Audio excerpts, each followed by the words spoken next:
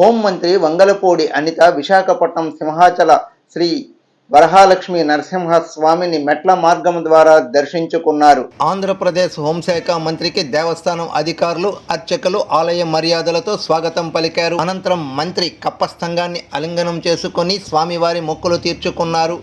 గత ప్రభుత్వంలో సింహాచలం మెట్ల మార్గాన్ని నిర్లక్ష్యం చేశారని ఆరోపించారు. మెట్ల మార్గంలో అప్పన్న స్వామిని దర్శించుకోవడం అదృష్టంగా భావిస్తున్నానన్నారు. మెట్ల మార్గాన్ని బాగు చేసి భక్తులకు ఎటువంటి ఇబ్బందులు లేకుండా బాధ్యత తీసుకుంటామని చెప్పారు హోంమంత్రి వంగలపూడి అనిత.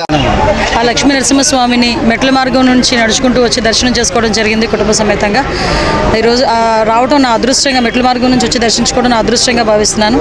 లక్షలాది మంది భక్తులు వచ్చే ఈ లక్ష్మీ నరసింహస్వామి, అదేవిధంగా ఉత్తరాంధ్రకి ఇలవేల్పు ఈ లక్ష్మీ నరసింహస్వామి దూర ప్రాంతాల నుంచి ఇక్కడికి వచ్చి దర్శనం చేసుకుని వెళ్తారు. ఇక్కడ ఉన్న అన్ని సదుపాయాలు కూడా సక్రమంగా ఉండాలని మేము ఇప్పుడే యోగా వాళ్ళతో కూడా మాట్లాడడం జరిగింది.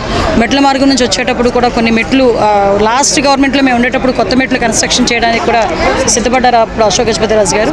తర్వాత ఈ గవర్నమెంట్ వచ్చిన తర్వాత దాన్ని పూర్తిగా, మన వైఎస్ఆర్సీపీ గవర్నమెంట్ వచ్చిన తర్వాత దాన్ని పూర్తిగా నిర్లక్ష్యం చేయడం జరిగింది.